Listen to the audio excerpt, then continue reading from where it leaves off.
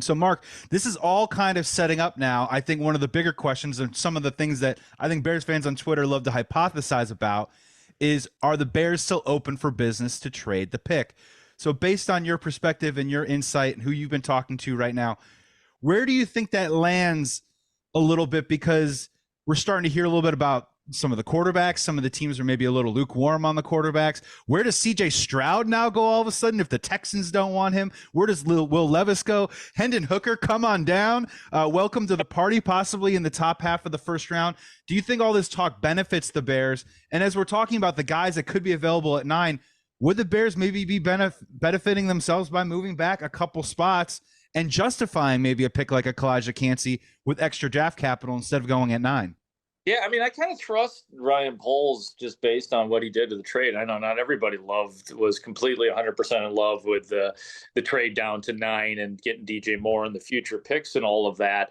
But I think that if Ryan Poles sees an opportunity, absolutely. I think that's one of the themes of this draft is that there just aren't a lot. I mean, I don't know if there's anybody that you look at in this draft, offense or defense, and say, that's a generational player. That's a guy who I absolutely positively know is going to come in and be a great NFL player. I mean, we could definitely, we could surmise that about Jalen Carter if we'd like. We could surmise that about Will Anderson. But you mentioned those quarterbacks and the Stroud thing. It's just amazing. I mean, I was at the combine. I know you were too, Corey.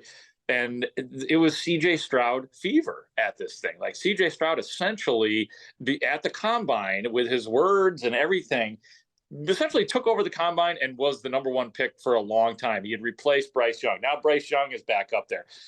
There's some people who think Anthony Richardson is the best quarterback in this draft. And now you start to hear people having a little more love for Will Levis. So I just think that this is a problem with us just there's just so much time in between, like that we talk about the draft. And I love talking about the draft. But idle hands, right? Idle hands. Yeah. Like I said, I am thinking about the draft every day. I love talking about the draft, but we are victims of it too, that as time goes on, we consider each and every single possibility, and we value guys, we overvalue guys, we undervalue guys all throughout this process.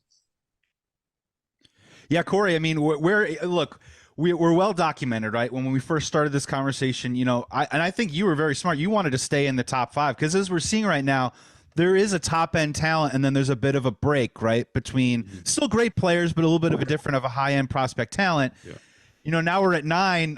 Can you stomach the Bears trading back even further, or what would that take for you to kind of wrap your head around that and be cool with that?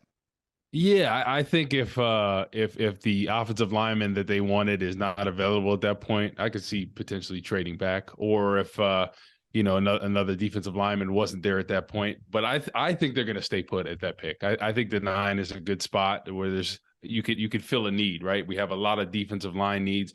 We have one more at offensive line that we really need, that we want to take care of, is that tackle position. So I think it's going to be on either side of the ball. I think really the first, the 9th overall pick, the 2 second rounders, the 3rd rounder, and the 4th, I think those are all going to be offensive, defensive linemen. I really do.